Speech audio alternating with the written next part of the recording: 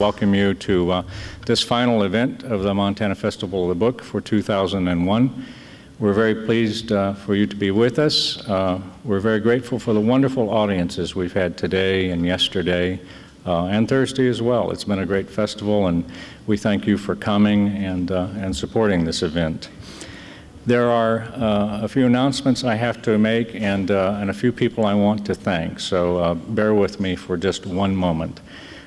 We are being videotaped this evening by MCAT for showing later perhaps on public television, and also for the Montana Committee for the Humanities Archives. If you're not sitting with someone that you want to be seen sitting with,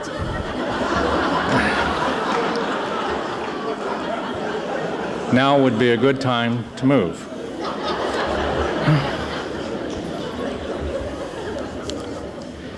The festival is a result of work and contributions of many, many people, and I want to thank publicly our many volunteers who've been wonderful for these 3 days helping us. We've had a number of important sponsors, the National Endowment for the Humanities, the National Endowment for the Arts, the Montana Arts Council, Burlington Northern Santa Fe, the University of Montana, the Government of France, the Pacific Northwest Booksellers, and many others. These people and organizations are noted on the back page of the Missoulian insert that came out on Thursday. Please do look at those and thank those people. They've really helped us very much. There are a number of partners as well as major sponsors. We could not do this without their help and their assistance. A couple of other people I want to thank especially are the members of our staff. Don't worry, this won't take very long. There's Yvonne Gritzner, and I'm not going to ask her to stand, but Yvonne Gritzner is our program officer, Kim Anderson, who's our administrative officer and who's the coordinator for the festival and responsible for so much of this. So please give them a hand.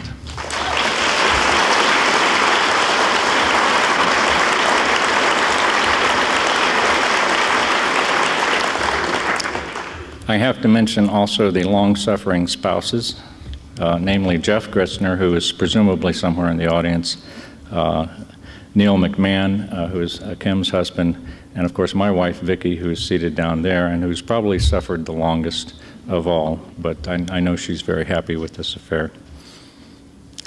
One other thing I want to say is a final word of welcome and friendship and farewell, perhaps, because this is our last event, for our visitors from France. You have on either side of me here posters from the Saint-Malo Festival of the Book, the Étonnant Voyageur.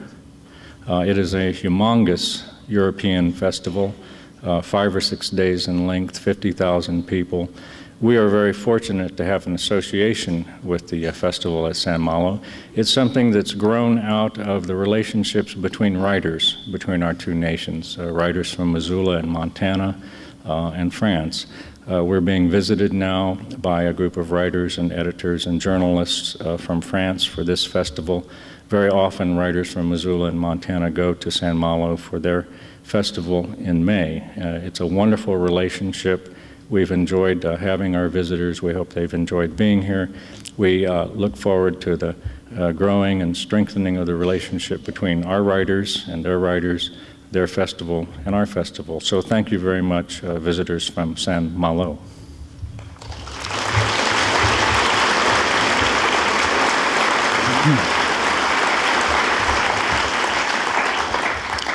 The routine for this evening will be very similar to last night. I'm going to introduce the two introducers, and then they will introduce our readers for the evening. The first of these is Arnie Fishbaugh, who will introduce Pete Fromm. Arnie is the director of the Montana Arts Council, who is very much our partner in this event. The humanities and the arts do lots of things together. As I said last night, literature is one of those areas where the humanities and arts overlap very significantly. I think we'll see this in some of our speakers, or some of our readers this evening. We're delighted with that association. Arnie's been with the Arts Council for, I think, approaching a decade now, and under her leadership it has prospered and served Montana very well. The second person who will introduce James Lee Burke is Mike McAnally, who's editor of the Missoulian. Mike has been supportive of this project beyond probably what he expected when he started on it. But we've had support from the Missoulian, and we've had his good guidance now for 2 years. And I'm very appreciative of his personal support for the festival, for the literary arts in Montana, and so forth. Mike will be introducing James Lee Burke. So with that, I'm going to turn the agenda over to Arnie, and we'll proceed. Enjoy this evening. We're very happy to have you. Thank you.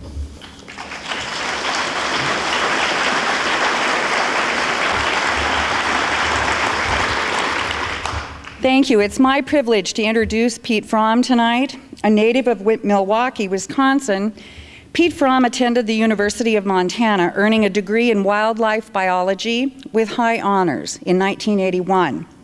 After working for several years as a river ranger in Grand Teton National Park, Pete turned to writing full-time in 1990, selling more than 100 stories since then, earning numerous awards, including most recently a second nomination for a Pushcart Prize and an honorable mention in the O. Henry Prize Stories Awards, as well as 3 Pacific Northwest Booksellers Association Book Awards. His first story collection, The Tall and Cut, was published in 1992. The autobiographical Indian Creek Chronicles, A Winter in the Bitterroot Wilderness, was published in 1993 and won both the Pacific Northwest Booksellers Association Book Award and the Wisconsin Library Association Outstanding Achievement Award. His young adult novel, Monkey Tag, published in 1994, was selected by the New York City Library as one of the year's best for teenagers. Also published in 1994 was his second collection, King of the Mountain. In 1997, his Dry Rain earned Pete his second Pacific Northwest Booksellers Award and another Wisconsin Library Association Award. 1998 saw the publication of Blood Knot. In 1999, Picador USA published Night Swimming, and in 2000, they published his first novel, How All This Started, which won Pete's third Pacific Northwest Booksellers Award. At that awards ceremony, it was noted that Pete has won the award for memoir, short stories, and the novel, every category but poetry. The judges agreed they were eagerly awaiting his first volume of poetry. Pete lives in Great Falls, Montana with his wife and 2 young sons. It's my privilege to introduce Pete to you.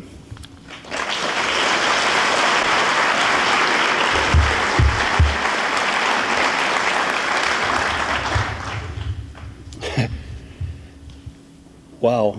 I don't know how many of you have ever been to a reading of mine.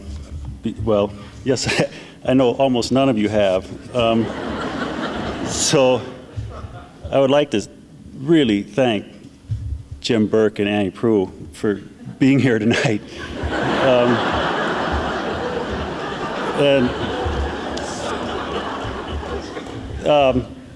This is a huge honor for me. Kim and Mark have worked incredibly hard to collect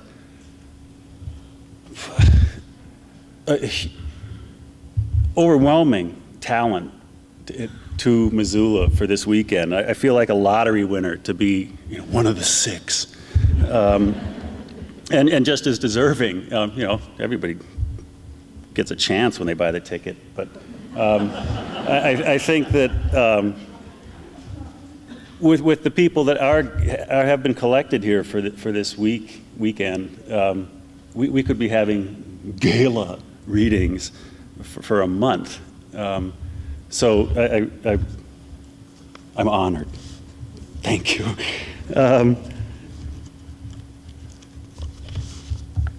Really, I haven't done anything yet to earn my $50, and it's been great because I've been able to go to readings for the last 2 days, and I'm tired, and you guys have to be if you've been trying to pick up all you can here. And because I've never seen a crowd this big for a reading, I'm going to do something I've never done before, which follows my career pattern. career suicide.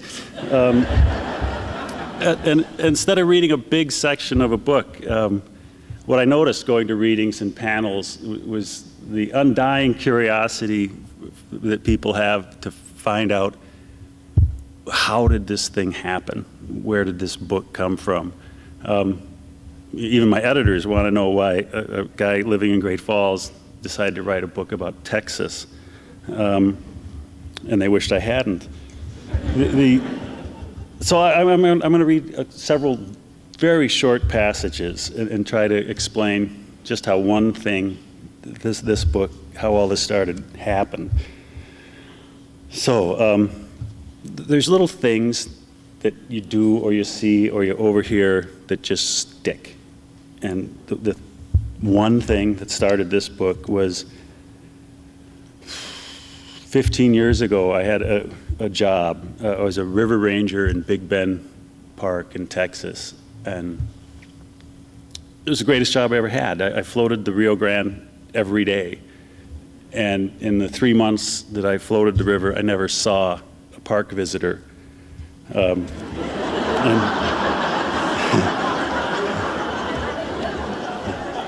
I'm sure all of you who have visited parks are all very nice people, but I was very glad not to see any of them. One day as I was loading my boat, getting ready to put on the river, a Fish and Wildlife Service pickup truck pulled up, and a biologist came out with a sawed-off shotgun and a hefty bag full of birdshot shells. And he explained that the peregrine falcon nestings were failing, and we have to find if DDT is getting into the river from the Mexican side where it's not banned. And so I want you to go out and shoot the prey species, the swallows and swifts and doves that the peregrines eat. So I put on my Smokey the Bear hat and my little buffalo badge and floated down the river, and oh, wildlife. For some reason that stuck with me for a long time. And when I finally decided I was going to write a short story, and my file of ideas was swallow killing. And the day I pulled that out, I started to write that story. And I figured I'd have two guys out hunting in Texas, and they were not successful. They had to decide they had to do something else. And so I wrote a sentence: without a word of warning, my sister Abilene jumped out of her crouch, shaking her gun at me. "Piss on this, Austin," she said. "What good's a gun if you can't shoot anything?" And in that sentence, the story had already spun around on me. Instead of two guys, one of them was a woman. And it was inherently more interesting. I mean, guys are supposed to do dumb things with guns. But Abilene intrigued me. And through this story, she became wilder and wilder. And long after I'd set the story aside, I live in my basement in Great Falls, and Abilene wouldn't leave me alone. Rose started to worry about me. I was living downstairs with a crazy 20-year-old. And so I wrote another scene about Abilene, and then another, and pretty soon I had a novel. And right when this was going on, we had our first son was born, and we named him Nolan. And to a person, everybody that came up to congratulate us about Nolan, my father, the most ferocious hater of professional sports, called up and asked how Ryan was. And that was not something that had crossed my mind. And so I went down to the local library and got out the only book they had on Nolan Ryan, which was one of those boy sport hero bios, and it was called Nolan Ryan, Fireballer. And so that happened at the same time. So I'm just going to read the first page or two of this story just to introduce these guys to you. Howling gusts ripped at the corners of our house, tearing at the roof, shaking the windows, and I lay open-eyed in the dark, listening. Blue northers, Dad called these storms, and through the gravel beating in the house, the occasional scratchy thump of a creosote bush shot against the siding, the wind itself moaning and keening, I strained to hear the first trace of Abilene's return. I'd even left my jeans on, so I wouldn't be naked when she came. She'd been gone over a week, without a word, Mom and Dad in quiet panic, their voices trailing off whenever I appeared. But Abilene and I had never once missed a norther. When I was little, still wearing pajamas, before Abilene's disappearing this way was something anybody could have ever pictured, I'd sneak into her room as soon as the wind started. Wrapped under the same blankets, we'd giggle as the whole world got turned upside down by something as deadly normal as wind. There wasn't a thing out there to stop it, even slow it down.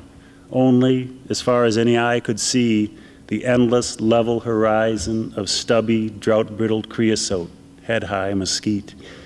The wind roared through that thin cover, tearing loose anything broken, dusting the sky for days. But we used to open all her windows, shivering against each other in the dark, feeling the strange, wet cold, the scorched smell of the desert turned pregnant, like no other time at all. Abilene said if Mom and Dad found us, we'd tell them the storm had woken me, had scared me. Burying our faces in her pillow, we laughed like crazy at the idea of us being scared of anything. We laughed till our ribs ached, till we had to throw back the blankets for air. Then we lay still in the cold, holding on to each other for the warmth, and then we listened to the wild wind raging wherever it cared to go. But that had been when we were just kids, and Abilene was too old now.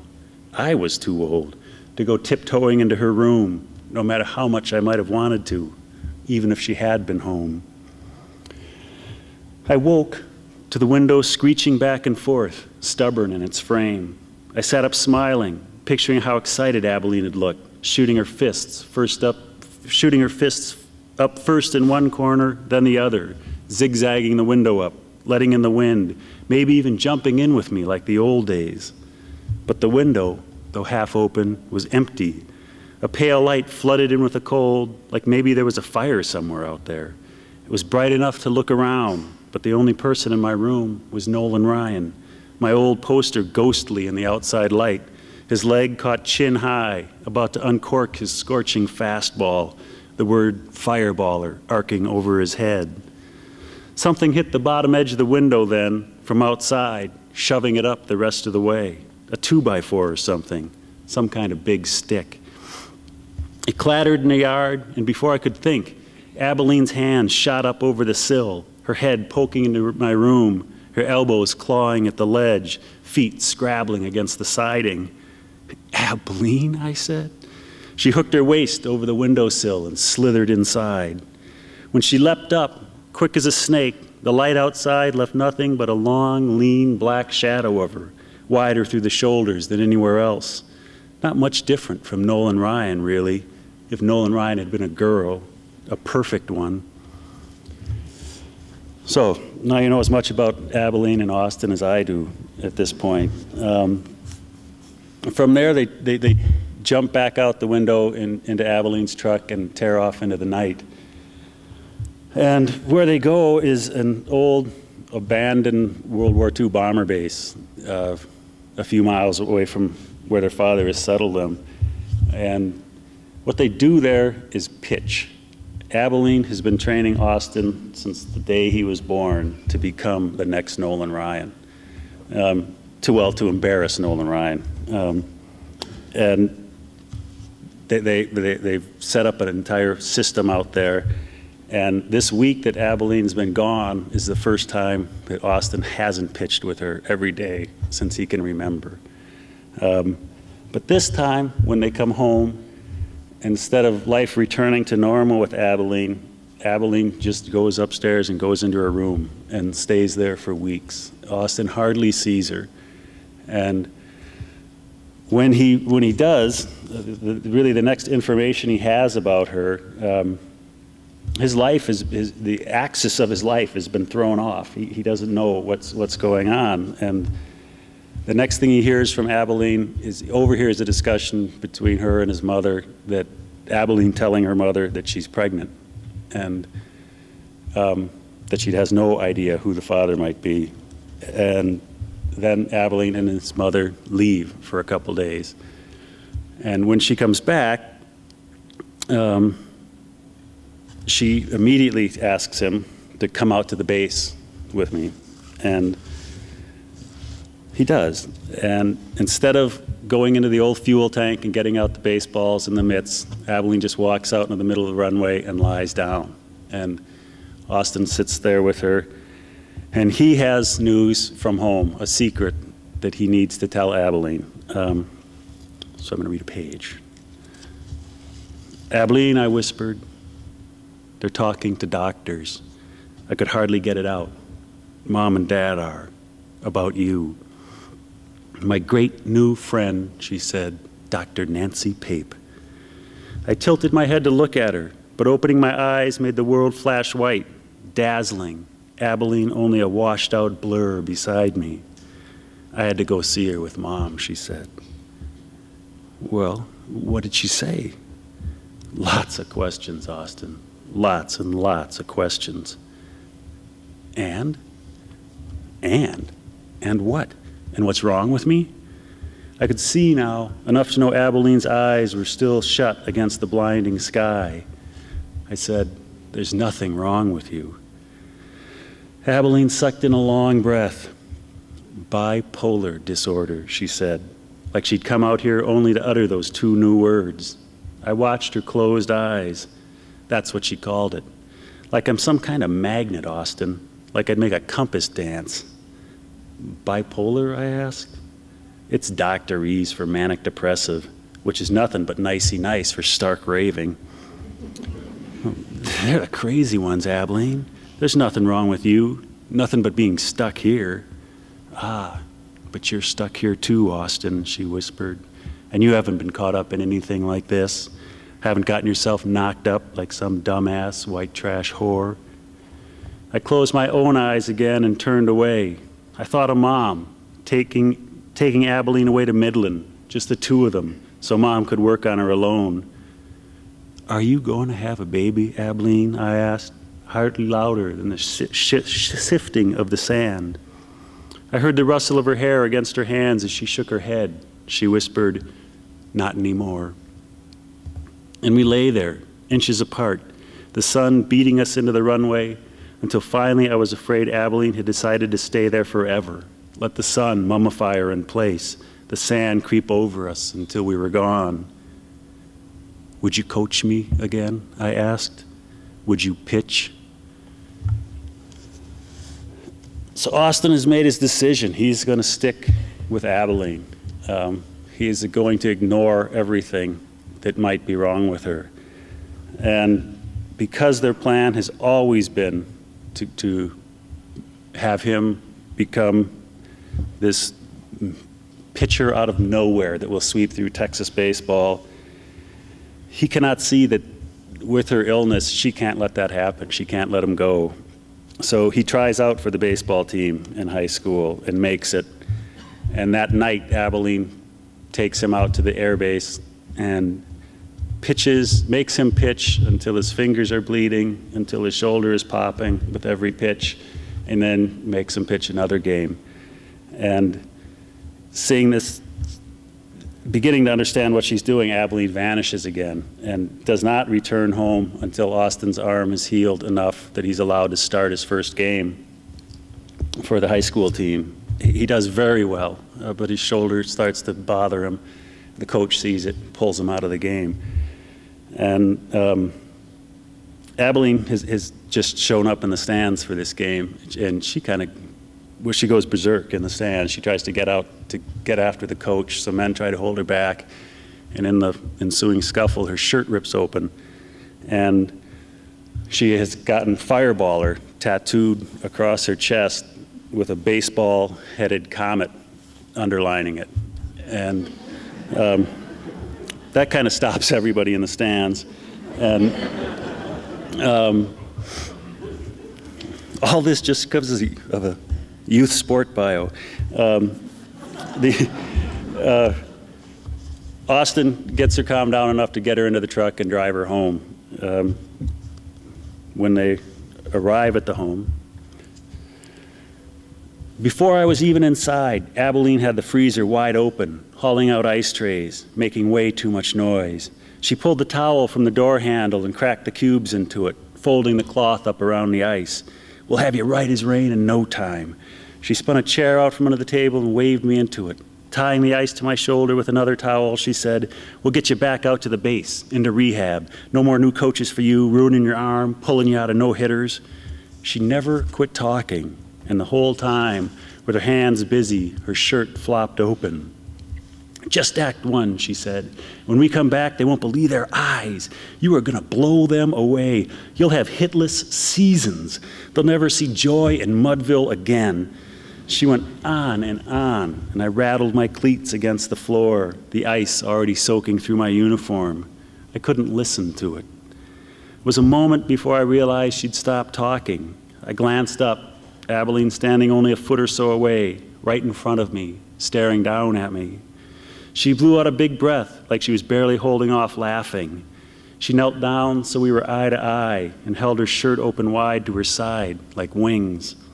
She giggled. "You got to check this out."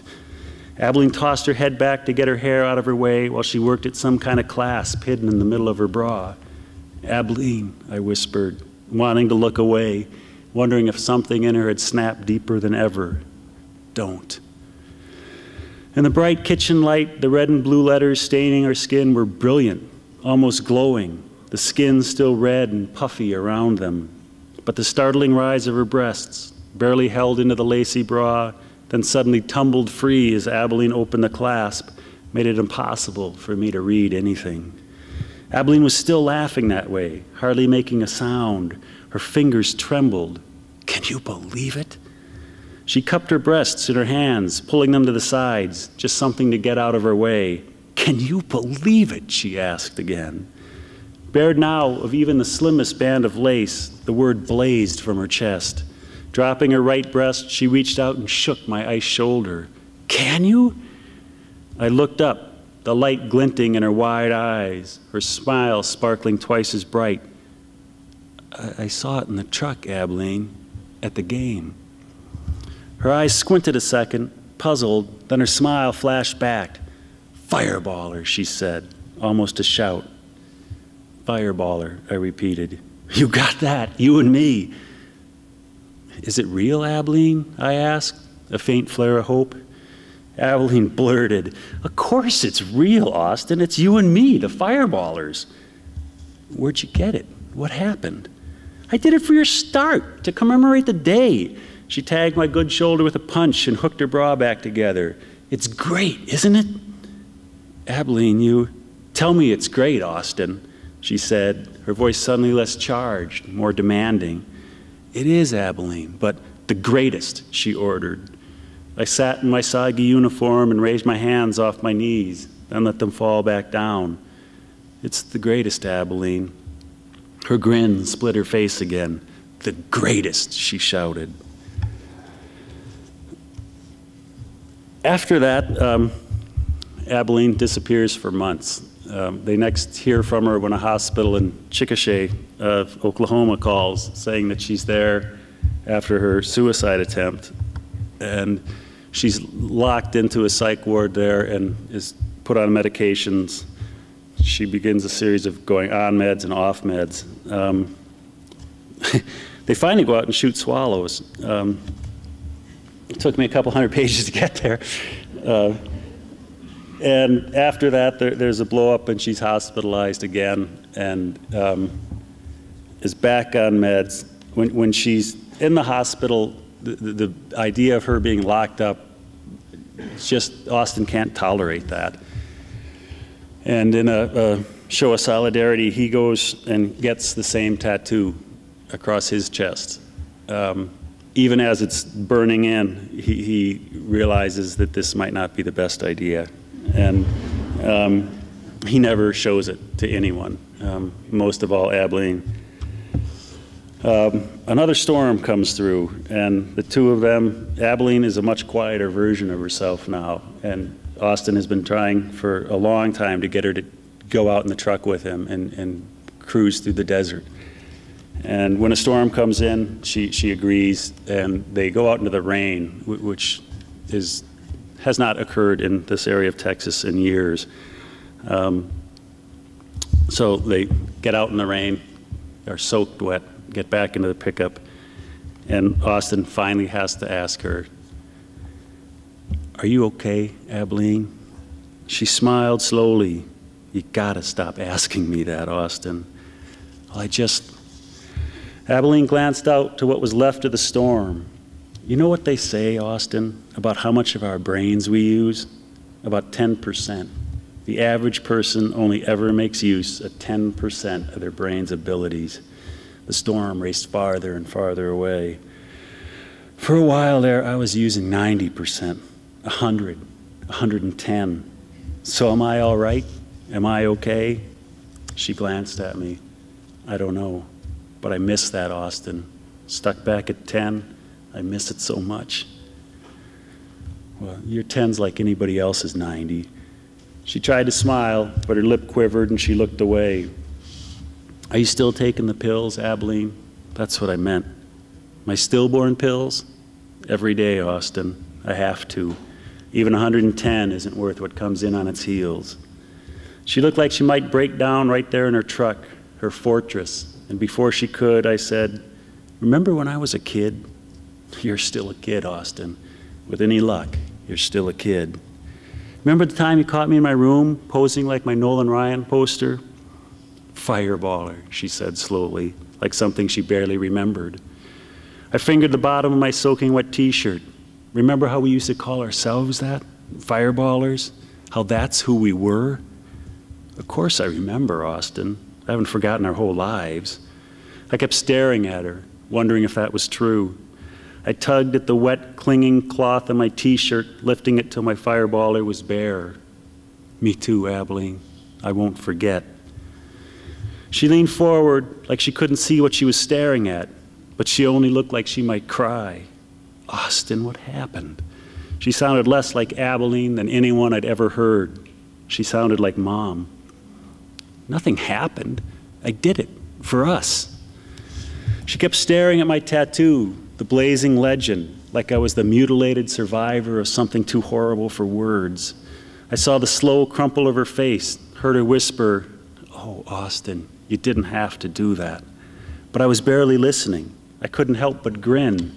I lifted my face to hers and said, "We're the fireballers, Abilene. Only us. Forever now."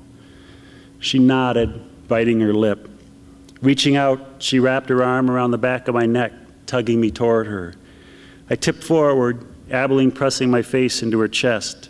She rubbed the back of my neck, whispering "fireballers" into the top of my head. I took a deep breath. "We're going to be all right, aren't we, Abilene?" And then just to keep the tattoo motif going, I'm going to read one more page from very near the end. And Abilene has decided she has to leave Austin in order to save him. And she's gotten herself an apartment in Midland and has just about forbidden him any contact with herself. And Austin's going away to college, and he stops in to see her on his way. And they have a short, fairly comfortable meeting. And as he's leaving, Abilene says, "Wait, I suppose you ought to see this." "What?" I asked, but just the way she said it made me pretty sure I didn't want to see whatever she wanted me to. I thought about interrupting her, but Abilene took a step back, away from me. She was wearing a t-shirt, and she fiddled with the bottom edge. "Just a sec," she said, disappearing back down the hallway. When she came back, she was wearing a button-front shirt, the buttons undone. She held it closed in a fist. Then slowly, she pulled the shirt open just enough to let me see the tattoo, or what was left of it. The sides of her chest, beating just at the rise of her breasts, were patched with smooth, fire-red scars, like she'd taken a belt sander to herself. Between the destroyed skin, the remnant of her tattoo read, "Rebel." "I thought about leaving that," she said, "but people would just think I'm too dumb to spell." I swallowed and cleared my throat, but couldn't get out any words. They have to do it in stages, she explained. You can't take too much at once. I don't think you had to do that, Abilene. You wouldn't know, she said, for once sounding like she was just saying what was true instead of daring me not to believe her. There are other things that means for me, Austin. It's not you I'm erasing. She pinched her shirt shut, working the buttons, and we stood there not looking at each other. There are things I want to forget, Austin, but believe me, you are not one of them. And I'm not pulling a dad on you either. I'm not going to lock up everything that came before now. I'm not making that mistake. There is no way my How All This Started story is going to be my lithium prescription. I brushed my fingers across my shirt, my tattoo. What am I going to do with mine now? She flashed a smile and slapped her hand against my chest. Live up to it, she said.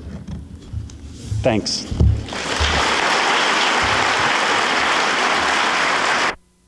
I'm Mike McAnally, the editor of the Missoulian. There's a moment in James Lee Burke's latest novel, Bitterroot, when our protagonist, Billy Bob Holland, calls up the Missoulian. It's even named in the book, many thanks, and buys a classified ad. Now, apparently, if I follow the novel correctly, my newspaper runs the ad exactly correctly. Every word is properly spelled. There are none of those incomprehensible abbreviations. And this is how you know that Bitterroot is a work of fiction.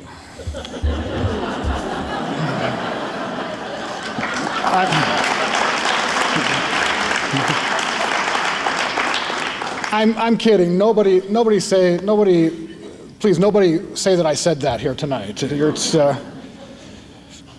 Bitterroot is the latest in James Lee Burke's sprawling collection of mystery novels, a body of work that has won him growing praise for what critics like to call transcending the genre.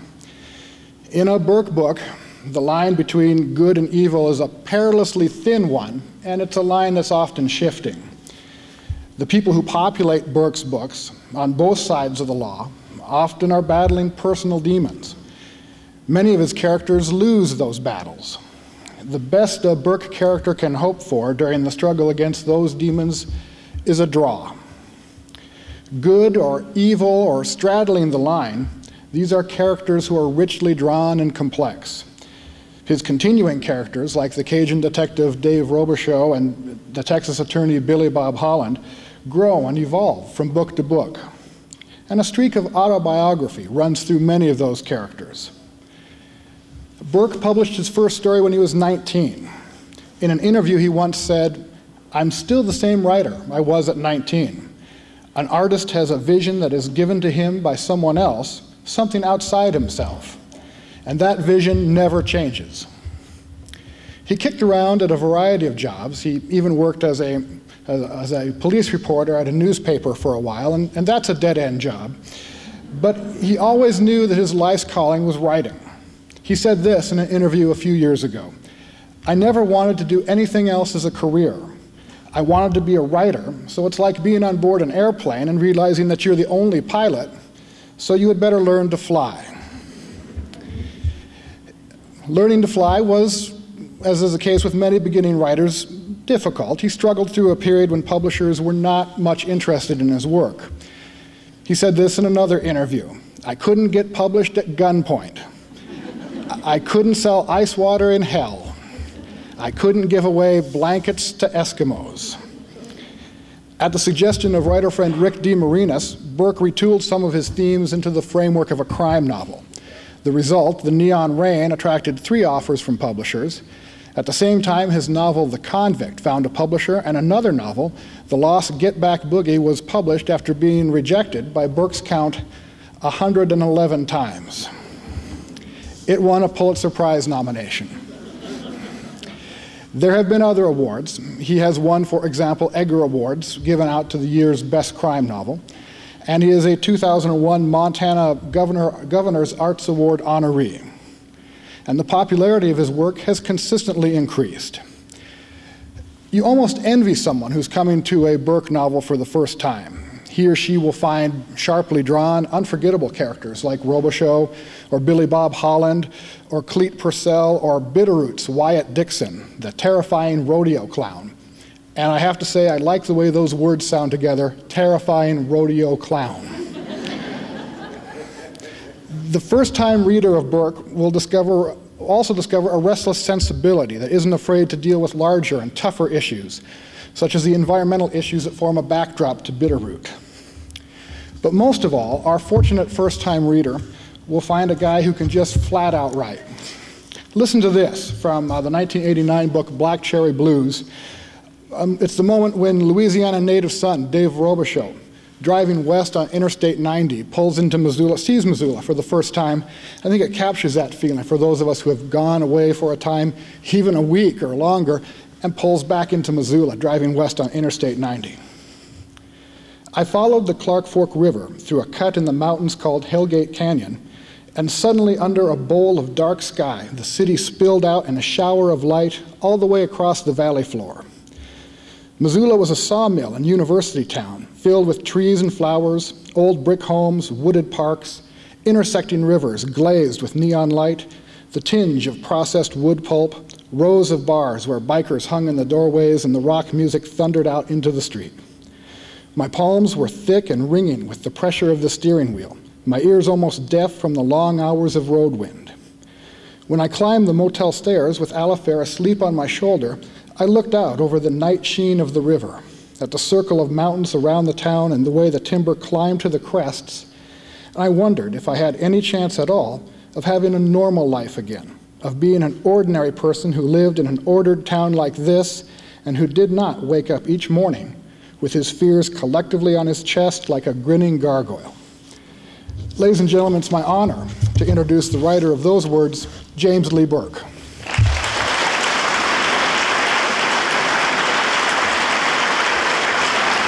Oh, thank you.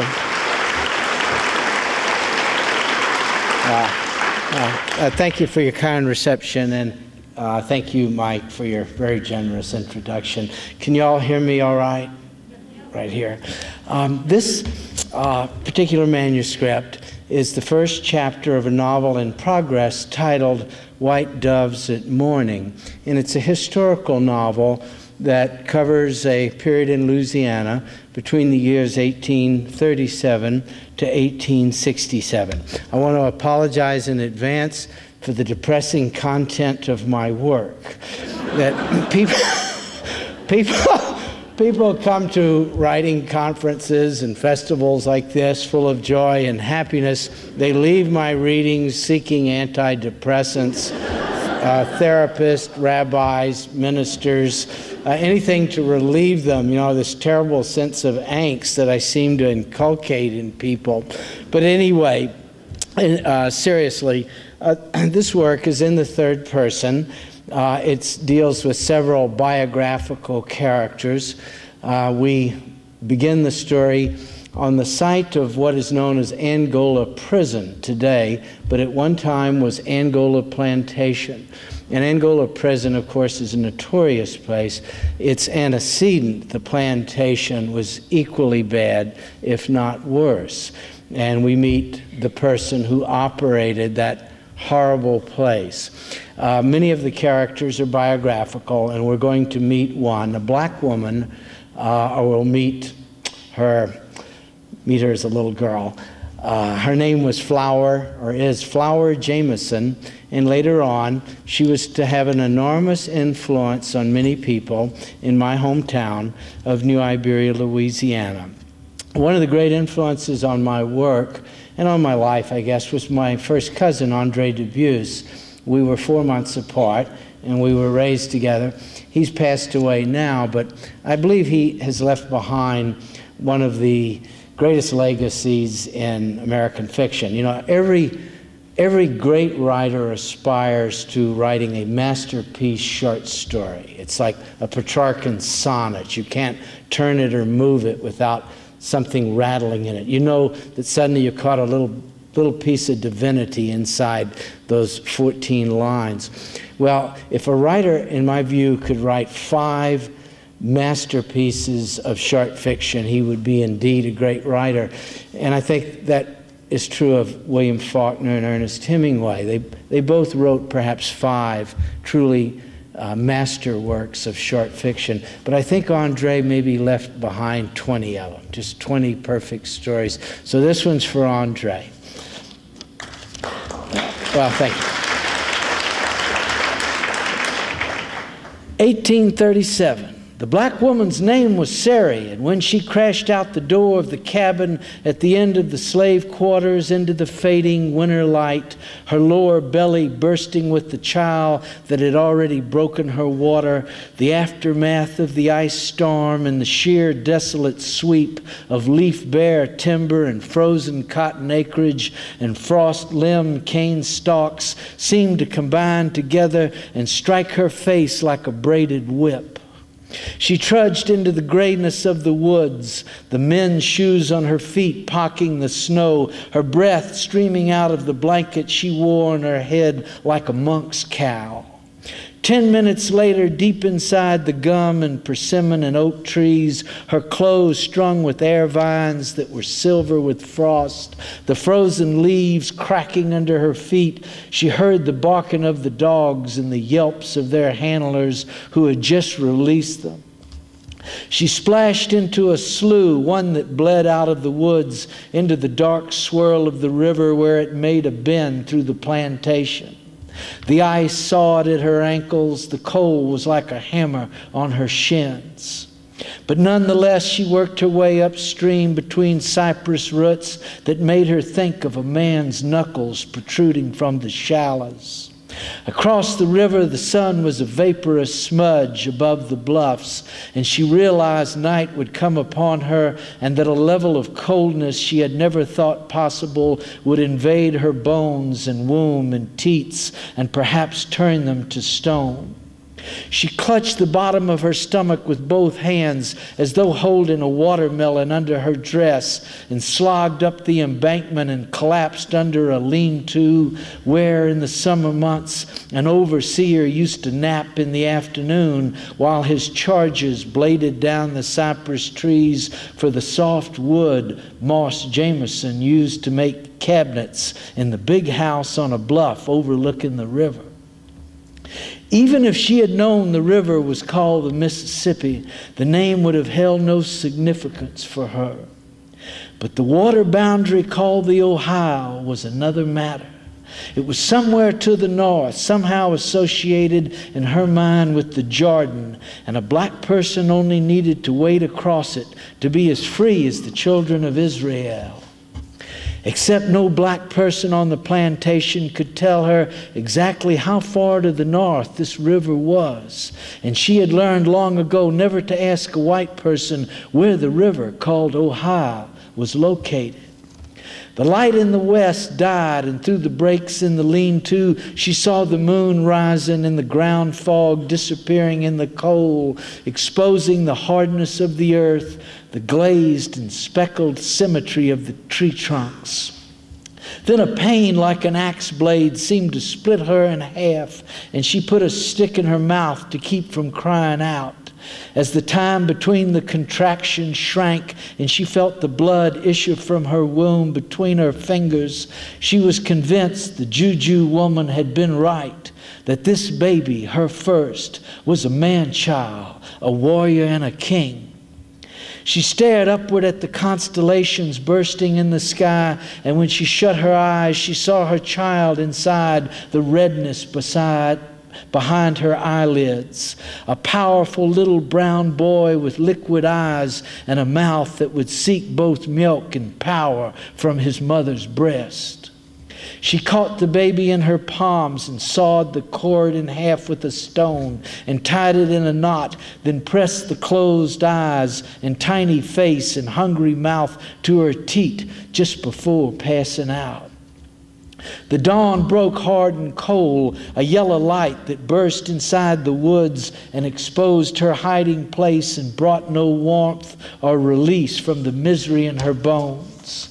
There was a dirty stench in the air like smoke from a drowned campfire. She heard the dogs again, and when she rose to her feet, the pain inside her told her she would never outrun them. Learn from critters, her mother had always said. They know God's way. Don't never ask Master or his family or the men's he hired to tell you the truth. Whatever they teach us is wrong, girl. Never forget that lesson, her mother had said. The doe always leads the hunter away from the fawn, Sari thought. That's what God taught the doe, her mother had said. She wrapped the baby in the blanket that had been her only protection from the cold, then rose to her feet and covered the opening to the lean-to with the broken pine bough and walked slowly through the woods to the slough. She stepped into the water, felt it rush inside her boots and over her ankles, then worked her way downstream toward the river. In the distance, she heard axes knocking into wood and smelled smoke from a stump fire. And the fact that the work of the plantation went on rhythmically, not missing a beat, in spite of her child's birth and possible death, reminded her once again of her own insignificance and the words Master had used to her yesterday afternoon. "You should have taken care of yourself, Sari," he had said, his pantaloons tucked inside his riding boots, his youthful face undisturbed and serene and without blemish, except for the tiny lump of tobacco in his jaw. "I'll see to it the baby doesn't lack for raiment or provender, but I'll have to send you to the auction house. You're not an ordinary Negro, Sarah. You won't be anything but trouble. I'm sorry it worked out this way." When she came out of the water and labored toward the edge of the woods, she glanced behind her, and in the thin patina of snow frozen on the ground, she saw her own blood spoor and knew it was almost her time. The last day in a lifetime of days that had been marked by neither hope nor despair, but only unanswered questions. Where was the green place they had all come from? What group of men had made them chattel to be treated as though they had no souls, whipped, worked from can't see to can't see, sometimes branded and hamstrung? The barking of the dogs was louder now, but she no longer cared about either the dogs or the men who rode behind them. Her spoor ended at the slough. Her story would end here too. The child was another matter. She touched the juju bag tied around her neck and prayed she and the child would be together by nightfall in the warm green place where lions lay on the beach by a great sea. But now she was too tired to think about any of it. She stood on the edge of the trees, the sunlight breaking on her face, then sat down heavily in the grass, the tops of her shoes dark with her blood. Through a red haze, she saw a man in a stovepipe hat and dirty white breeches ride over a hillock behind his dogs, two other mounted men behind him, their horses steaming in the sunshine. The dogs surrounded her, circling, snuffing in the grass, their bodies bumping against one another, but they made no move against her person. The man in the stovepipe hat reined his horse and got down and looked with exasperation at his two companions. "Get these dogs out of him. If I hear that barking anymore, I'll need a new pair of ears," he said. Then he looked down at Sari almost respectfully. "You gave us quite a run." She did not reply. His name was Rufus Atkins, a slight, hard-bodied man whose skin, even in winter, had the color and texture of a blacksmith's leather apron. His hair was a blackish tan, long, combed straight back, and there were hollows in his cheeks that gave his face a certain fragility. But the cartridge around the jawbones was unnaturally dark, as though rubbed with blackened brick dust, knotted with a tension his manner hid from others. Rufus Atkins' eyes were flat, hazel, and rarely did they contain or reveal any definable emotion, as though he lived behind glass and the external world never registered in a personal way on his senses.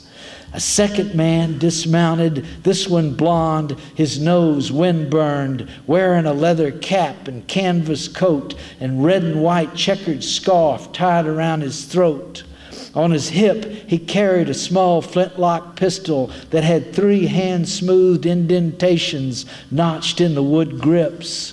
In his right hand, he gripped a horse quirt that was weighted with a lead ball sewn inside the bottom of the deer hide handle. "She done dropped it, huh?" he said. "That's keenly observant of you, Clay, seeing as how the woman's belly is flat as a busted pig's bladder," Rufus Atkins replied. "Moss Jameson says find both of them. He means find both of them, Rufus," the man named Clay said, looking back into the trees at the blood spots in the snow.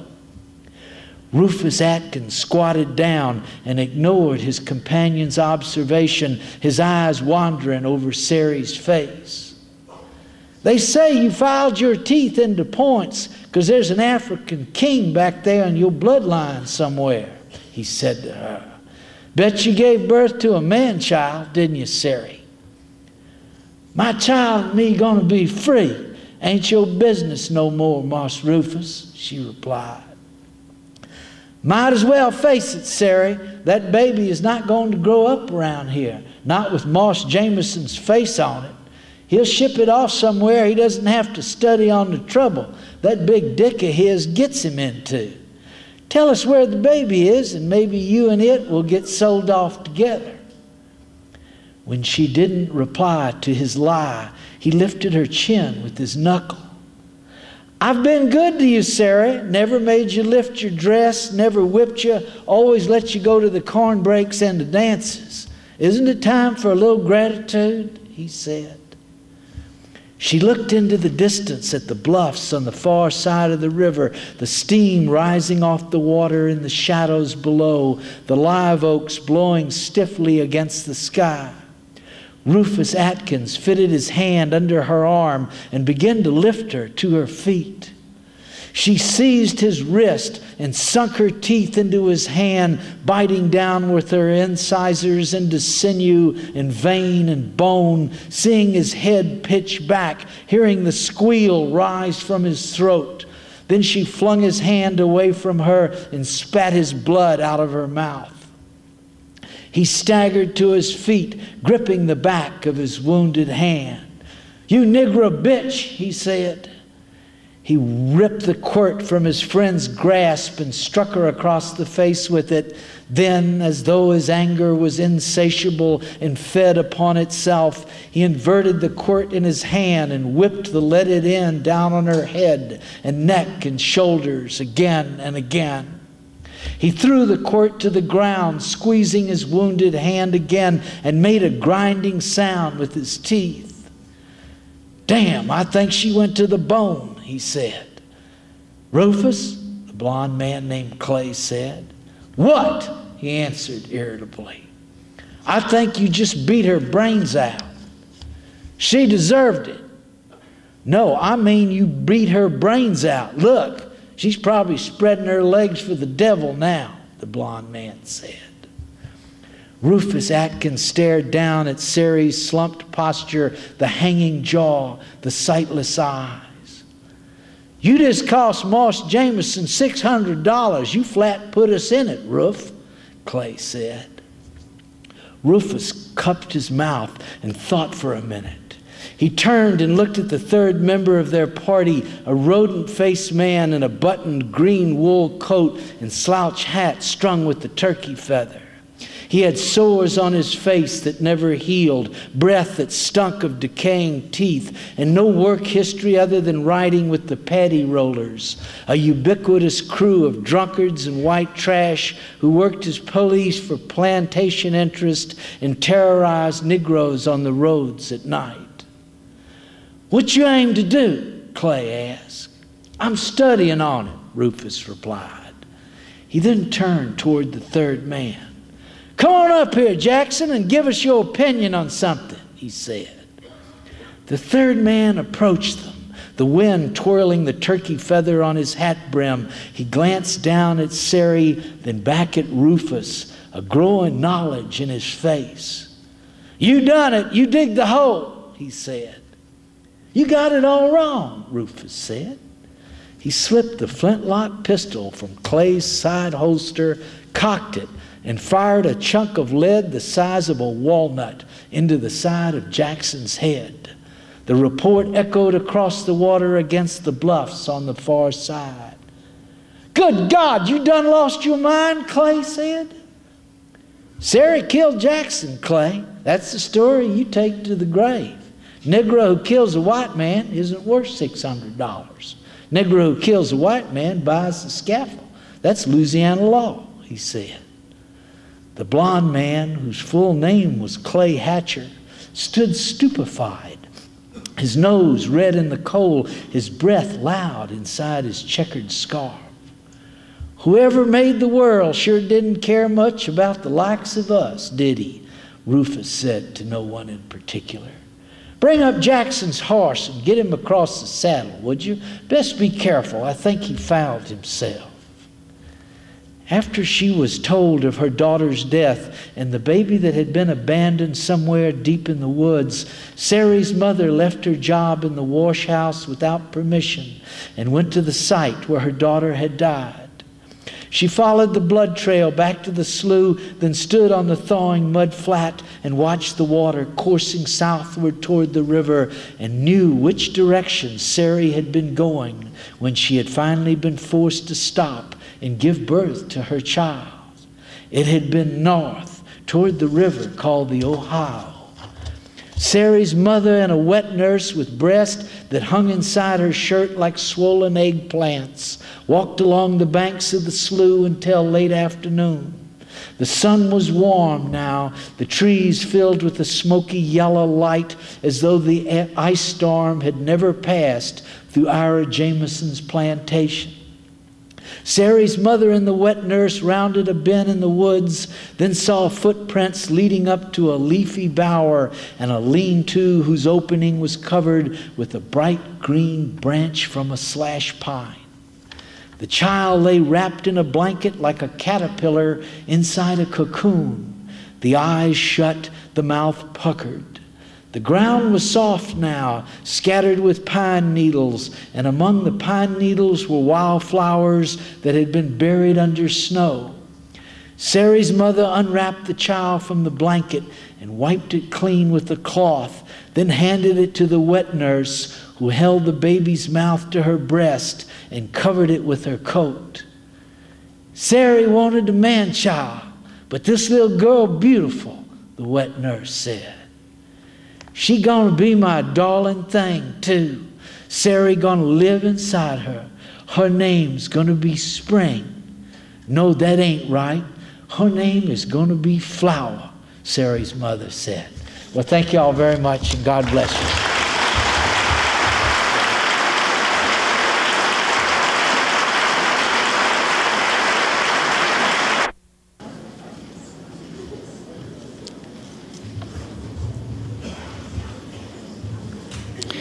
Annie Proulx is a native of Connecticut, educated at the University of Vermont, Concordia University, the University of Montreal. Much of her writerly career was spent in nonfiction and journalism. Her first novel, Postcards, won the PEN/Faulkner Book Award in 1993. The following year, she won a Pulitzer Prize and the National Book Award for her novel, The Shipping News. She's also the author of Accordion Crimes and several short story collections, including, most recently, Close Range. We advertise our festival as including some of the most important voices of the American West. And if you haven't read Close Range, I urge you to go do that, because in Annie Proulx we found a great voice of the American West. It's a wonderful book. I have two observations I want to make about Ms. Proulx that I've come across in correspondence and discussion with her, and also watching her on panels today.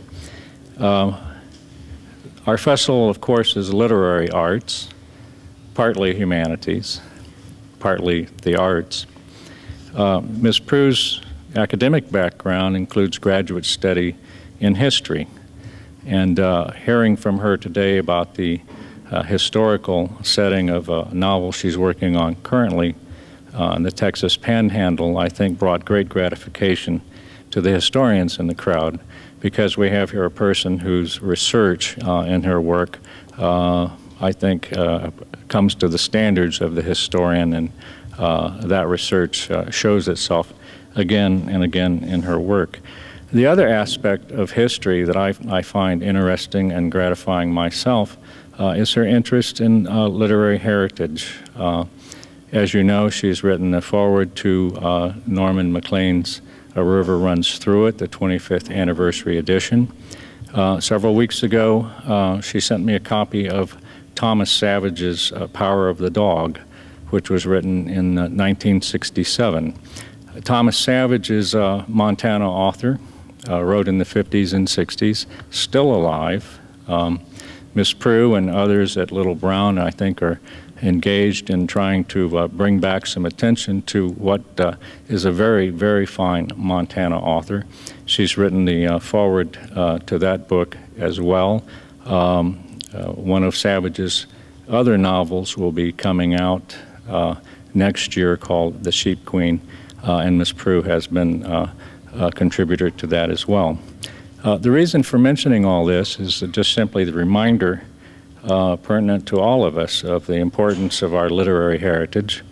In the course of this discussion, it occurred to me that in future editions of this festival, we should spend a little time looking at that literary heritage. Next time we do the festival, perhaps we'll talk a little bit about Thomas Savage. It's a great privilege and a great honor to introduce Annie Prue. Here she is.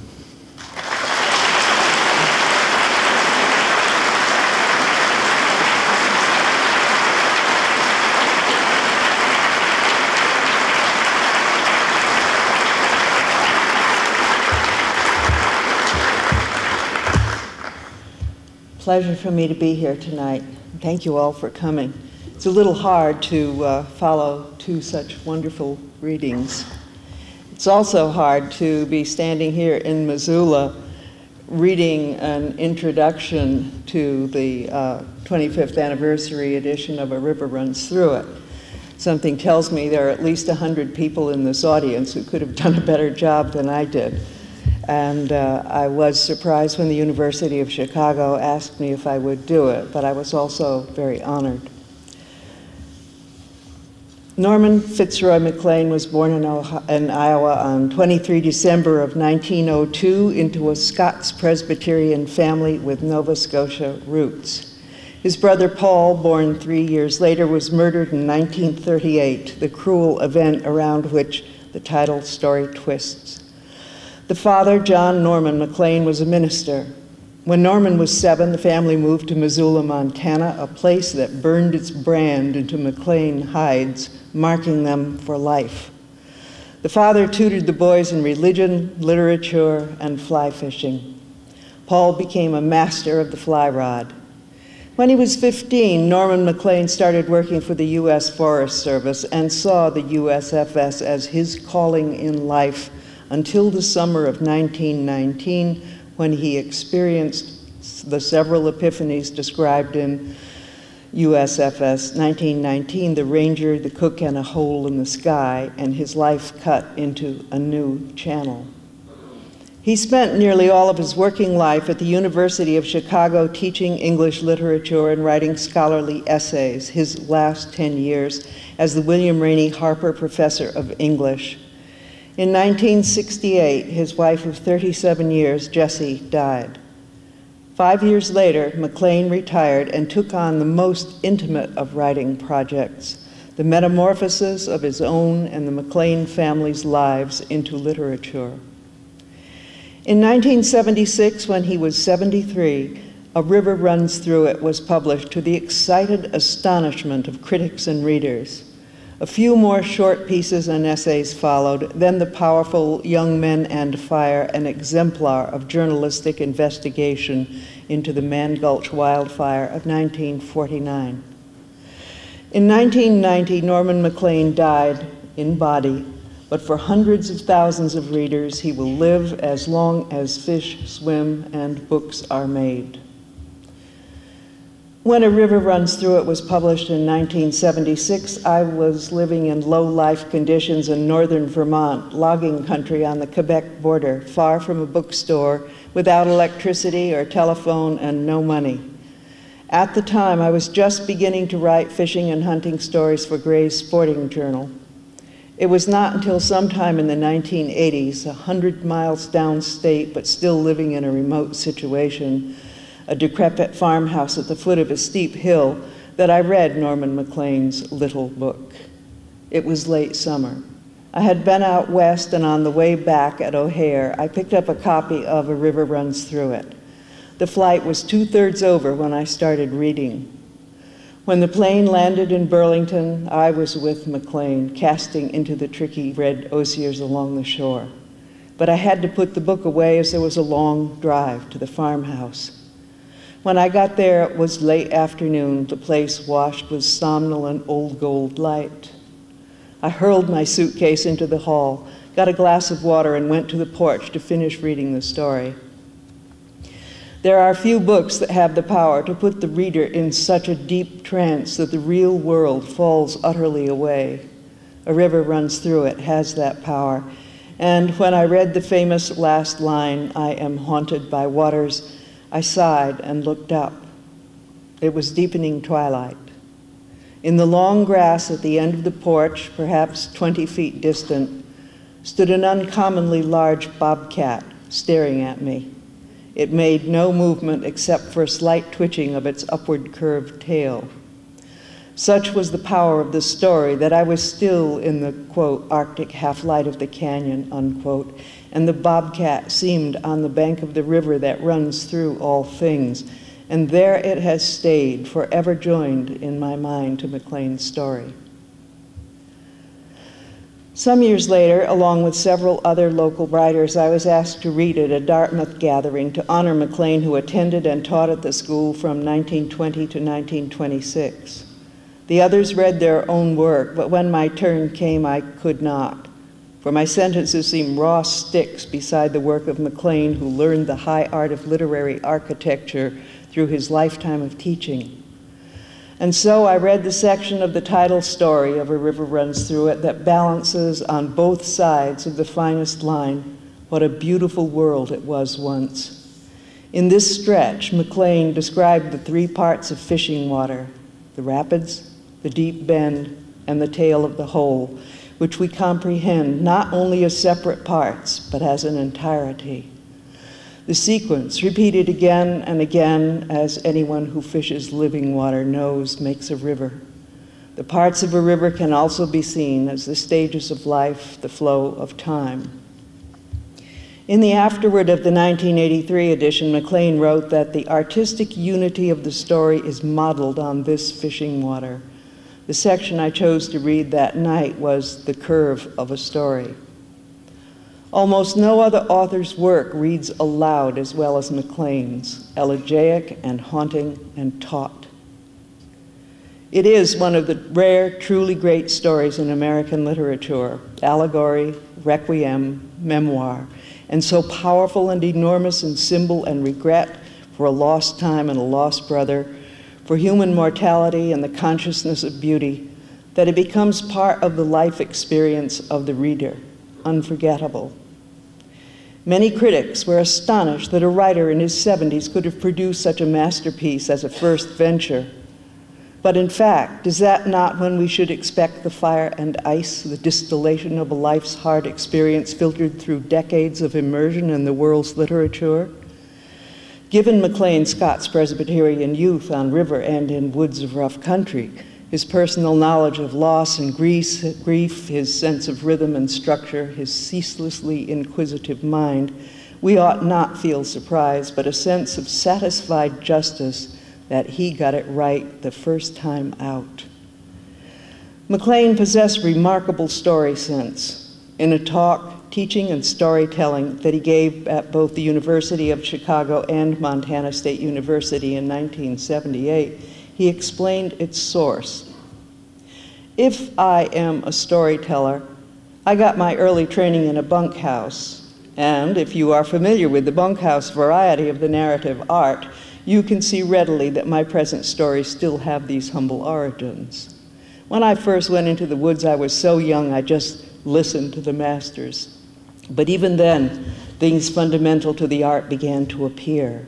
I saw early that oral stories have to be short. Early, too, I learned that your friends won't listen to a story unless a lot happens in it. Another characteristic of the Western story is that practically always it has something to do with the truth. But it was only later that I realized how complicated the relations are. Although A River Runs Through It is a long story, a novella, MacLean never considered writing it as a novel, a literary form he dismissed as mostly wind. There is a kind of surety in his authorial voice. He knew he was good, and undoubtedly it rankled that several dim-witted city editors and Eastern publishing houses declined to publish the manuscript. Examines people, work, and situations, turns them about, and looks at all angles, discusses possibilities and probabilities of character. On the page, this takes the form of aphoristic sentences followed by beautifully constructed explication.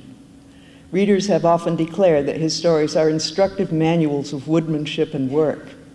He saw high art in various kinds of labor, celebrated the expertise of work now lost, told of masters of fly fishing, axe and saw work, mule and horse packing, firefighting, small-scale mining. Wallace Stegner, for decades the prolific and preeminent voice of the literary West, dismissed the two other stories in A River Runs Through It, Logging and Pimping and Your Pal Jim, and USFS 1919, The Ranger, the Cook, and a Hole in the Sky, as lesser than the title story. Quote, "The fact is, the title story contains everything that the other two do and far surpasses them, transcends them. It flies where they walk. Where they are authentic, humorous, ironic, observant, and much else, A River Runs Through It is both poetic and profound." This comment may be a novelist's prejudice that long works are more important than stories. Stegner's own short stories, some of them very strong, do not achieve the classic perfection of A River Runs Through It. Logging and Pimping is comparatively microcosmic 18 pages, really a bunkhouse story, a tale to be told aloud, but vivid and tight and packed with wry observation of human behavior, the difficulties of judging character, the memorable study of a backwoods tin horn, and a sharp look at Western logging camp before the invention of the chainsaw. In this story, MacLean, through craftsmanship and eschewing wind, shows his enviable ability to whittle people and events down to the heartwood. The last sentence is a kicker, and at its laconic delivery, the bunkhouse would have exploded with satisfied laughter. All three stories honor truth, decency, and skill, heightened by the contrast of despicable characters. Norman and Paul MacLean were wary of the world outside, which my brother and I soon discovered was full of bastards, the number increasing rapidly the farther one gets from Missoula, Montana.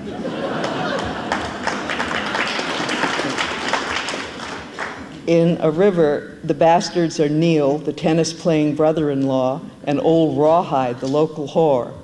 In Logging and Pimping, it is Jim, the other man on the end of the two-man saw. In USFS 1919, the show-off tennis shoe-wearing card-sharp cook takes villain's honors. So skillful is MacLean that the reader hardly notices it is the vinegar of these apposite characters that give the stories their savor and humor. A very wry, dry wit enlivens every passage, the subtle understatement and a straight face of the good poker player characterizing the MacLean style more than adjectival flourish. This last story, USFS 1919, is rich in incident and memorable detail. It is a brilliant thumbnail history of the character and early days of the United States Forest Service and the men who worked for it in the post-frontier West. It is also an important story for illuminating McLean's literary awakening. When he is sent by Bill Bell, the head ranger whom he admires, into Firewatch exile on Grave Peak for speaking ill of the cook whom he dislikes, he experiences a major shift of sensibility, a moment of epiphany. I began to have another feeling, although one related to the feeling that I wasn't going to let Bill punish me by making me watch mountains. Somewhere along here, I became conscious of the feeling that comes when you first notice your life turning into a story. I began to sense the difference between what I would feel if I were just nearing the end of a summer's work or were just beginning a story. McLean, somehow, in his 7th decade, was able to pinpoint the time when his young perception of the world and his place in it crystallized, when he saw several paths through the forest of life and chose one. In this story, there are some parallels with the opening lines of Dante's Divine Comedy. Midway upon the journey of our life, I found that I was in a dusky wood, for the right path whence I had strayed was lost. Dante's steep mountain, the difficult journey, the valley below echo in young McLean's 28-mile one-day hike from the logging camp over the Bitterroot Divide and down to Hamilton, Montana. He intended to set a walking record and to show Bill Bell something. And at the end of the Hamilton showdown, when Bill asks him to come back the next summer, he already has stepped into the story his life was becoming. This story contains a pivotal passage that explains much about McLean's stories. I had as yet no notion that life every now and then becomes literature, not for long, of course, but long enough to be what we best remember, and often enough so that when we eventually come to mean by life are those moments when life, instead of going sideways, backwards, forwards, or nowhere at all, lines out straight, tense, and inevitable, with a complication, climax, and given some luck, a purgation, as if life had been made and not happened. USFS 1919 is memorable also for the savory detail and odd slant that lights up much of McLean's work. The toothpicks in the hair, the gambler's hat brims graded to size as olives are, Bill Bell in the saddle with torso frontal but head turned sideways so that he resembled an Egyptian bas-relief, shrubs released by melting snow like jackrabbits kicking. It is in this story, too, that we first learn of McLean's experience of and interest in wildfire, an interest that grew into the posthumously published Young Men and Fire, a tortuous examination and reconstruction of the 1949 Mann Gulch blow-up. USFS 1919 is notable as well for its references to repetitive rhythmic action, first implied in the steady blows of axe on trunk and limb, in the monotony of repetitive days and bunkhouse nights, in the Herculean hike to Hamilton, head down, one foot before the other thousands of times until the rhythm of walking dominated muscle and bone. There is not a writer in the world who will not jump with the shock of recognition when McLean discerns iambic pentameter in The Business of the Whorehouse, a second epiphany when everything heard sorted itself into rhythms. The description of Paul's metronomic casting in A River Runs Through It again shows McLean's sensitivity to rhythm. Here McLean, in the whorehouse at 17, becomes conscious of the shape of language, the way it falls on the ear. In that place, ill, dazed, and swimming in and out of consciousness, he became the writer who bloomed 50-odd years later. Near the end of the story, McLean puts in a wonderful sentence. Everything that was to happen had happened, and everything that was to be seen had gone. There is something large and powerful here about the nature of event, memory, possibility, and pulling it all into a piece of writing. William Gass, that virtuoso of American fiction, in his great short story, The Pedersen Kid, has the character George in a tense moment observe, "The wind whooped and the house creaked like step stool. I was alone with all that could happen. This is the central pillar of the writer's craft, to pull from the myriad of possibilities of all that could happen, those that did and had to happen. MacLean could do it with his eyes closed.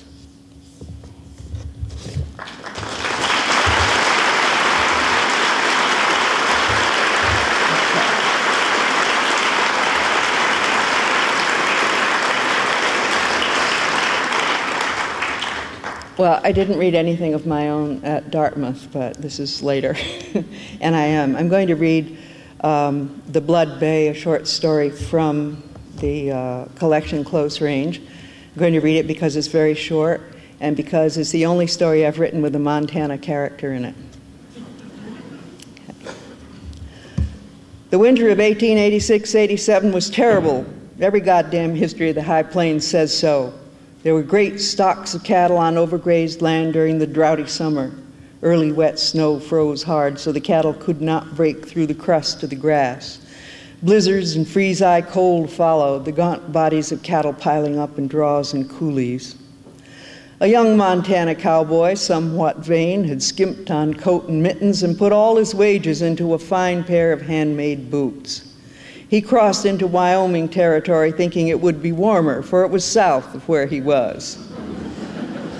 That night, he froze to death on Powder River's bitter west bank, that stream of famous dimension and direction, an inch deep, a mile wide, and she flows uphill from Texas. The next afternoon, 3 cowpunchers from the Box Spring outfit near Suggs rode past his corpse, blue as a wet stone and half buried in snow. They were savvy and salty. They wore blanket coats, woolly chaps, grease wool scarves tied over their hats and under their bristled chins, sheepskin mitts, and 2 of them were fortunate enough to park their feet in good boots and heavy socks. The third, dirt sheets, a cross-eyed drinker of hair oil, was all right on top, but his luck was running muddy near the bottom. No socks and curled-toe boots, cracked and holed. "That can of corned beef's wearing my size boots," Sheets said, and got off his horse for the first time that day. He pulled at the Montana cowboy's left boot, but it was frozen on. The right one didn't come off any easier. "Well, son of a sick steer in a snowbank," he said, "I'll cut him off and thaw him after supper." Sheets pulled out a Bowie knife and sawed through Montana's shins just above the boot tops, put the booted feet in his saddlebags, admiring the tooled leather and top-stitched hearts and clubs. They rode on down the river looking for strays, found a dozen bogged in deep drifts, and lost most of the daylight getting them out. "Too late, try for the bunkhouse. Old man Grice's shack is summers up along. He's bound to have dried prunes or other dainties, at least a hot stove." The temperature was dropping, so cold that spit crackled in the air, and a man didn't dare to piss for fear he'd be rooted fast until spring. They agreed it must be 40 below and more, the wind scything up a nice Wyoming howler. They found the shack 4 miles north. Old man Grice opened the door a crack. "Well, come on in, puncher, rustler, I don't care. We'll put our horses up. Where's the barn?" "Barn? Never had one. There's a lean-to out there behind the wood pile, should keep 'em from blow away or maybe freezing. I got my 2 horses in here beside the dish cupboard. I'll pamper them babies something terrible. Sleep where you can find a space, but I'm telling you, don't bother that Blood Bay none. He'll mull you up and spit you out. He's a spirited steed. Pull up a chair and have some of this son of a bitch stew. And I got plenty of conversation juice to wash it down. Hot biscuits just coming out of the oven." It was a fine evening, eating, drinking, playing cards, swapping lies, the stove kicking out heat, old man Grice's spoiled horses sighing in comfort. The only disagreeable tone to the evening from the Waddy's point of view was the fact that their host cleaned them out, took them for $3.04. Around midnight, Grice blew out the lamp and got in his bunk, and the 3 punchers stretched out on the floor. Sheets set his trophies behind the stove, laid his head on his saddle, and went to sleep. He woke half an hour before daylight, recalled it was his mother's birthday, and if he wanted to telegraph a filial sentiment to her, he would have to ride faster than chain lightning with the link snap for the overland office closed at noon. He checked his grisly trophies, found them thawed, and pulled the boots and socks off the originals, drew them onto his own pedal extremities. He threw the bare Montana feet in his old boots in the corner near the dish cupboard and slipped out like a falling feather, saddled his horse and rode away. The wind was low and the fine cold air refreshed him. Old Man Grice was up with the sun, grinding coffee beans and frying bacon. He glanced down at his rolled-up guests and said, "Coffee's ready." The blood bay stamped and kicked at something that looked like a man's foot. Old Man Grice took a closer look. "There's a bad start to the day," he said. "It is a man's foot. And there's the other." He counted the sleeping guests. There were only 2 of them. "Wake up, survivors! For God's sake, wake up and get up!" The 2 punchers rolled out, stared wild-eyed at the old man who was fairly frothing, pointing at the feet on the floor behind the blood bay. "He's 8 sheets! Oh, I knew he was a hard horse, but to eat a man whole, oh, you savage bugger!" He screamed at the blood bay and drove him out into the scorching cold. "You'll never eat you, boy." The leftover Box Spring riders were up drinking coffee. They squinted at Old Man Grice, hitched at their gun belts. "Oh, boys, for God's sake! It was a terrible accident. I didn't know what a brute of an animal was that blood bay. Let's keep this to ourselves." Sheets was no prize, and I got 40 gold dollars, said so, and the 3 and 4 bits I took off of you last night. Eat your bacon and don't make no trouble. Enough trouble in the world without no more. No, they wouldn't make trouble, and they put the heavy money in their saddlebags, drank a last cup of hot coffee, saddled up, and rode out into the grinning morning. When they saw Sheets that night at the bunkhouse, they nodded, congratulated him on his mother's birthday, but said nothing about blood bays or $43 and 4 bits. The arithmetic stood comfortable.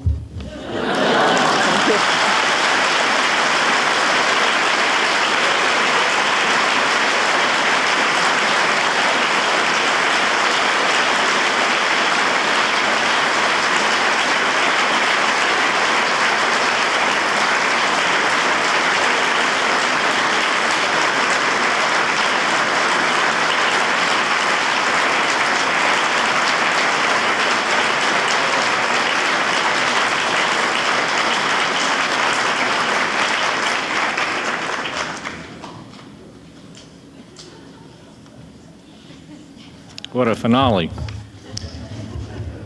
A number of you know that last year's festival programs have been aired on KUFM and on Yellowstone Public Radio, particularly in the last several months, something we're very pleased about. We're pleased also that this year's festival has been taped also through the good graces of William Marcus and Marvin Granger. The young woman who has edited these programs and will do it again for us this year is Lenny Holloman, and I just simply would like Lenny to take a bow and step out here. Lenny? Lenny Holloman.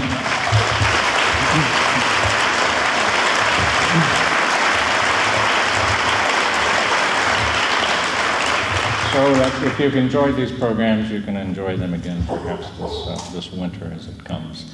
Thank you very much. You've been a wonderful audience. The authors, we would like for them to be at the front of the stage here for signings briefly after our affair is over. Thank you again for coming and for being such a wonderful audience. We look forward to seeing you next time. Good night.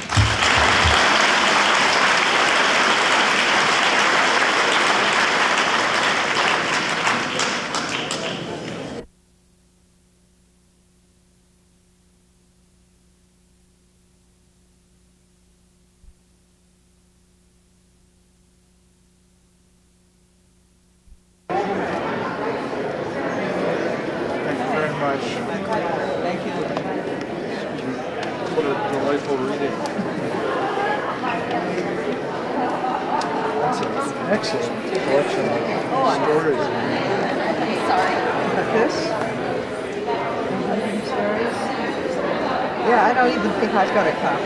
Oh my God. Oh, good read. Thank That you. happens thoroughly enjoyable. Thank you. Great. How do you?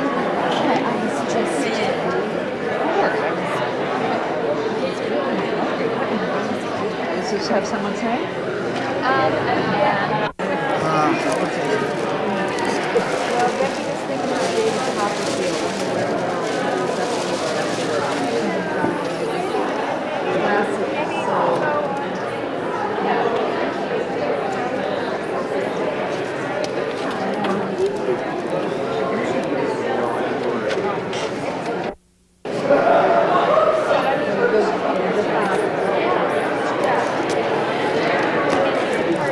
Wow. All right, here we go. See you guys. Great to see you. See you next week. Good to see you. We don't see you before you head out again.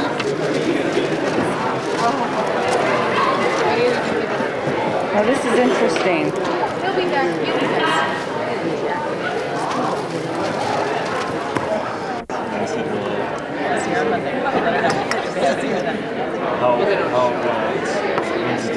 December.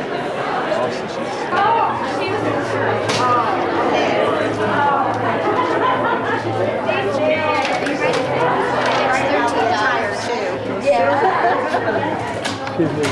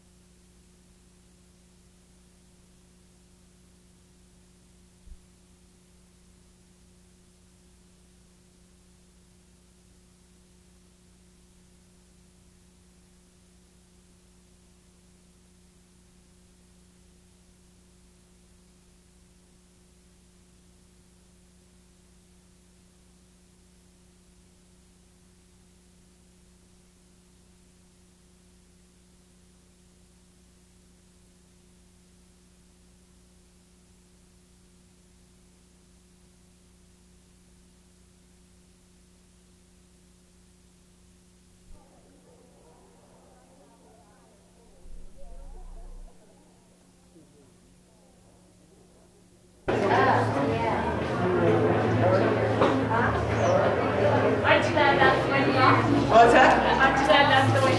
Yeah, oh yeah.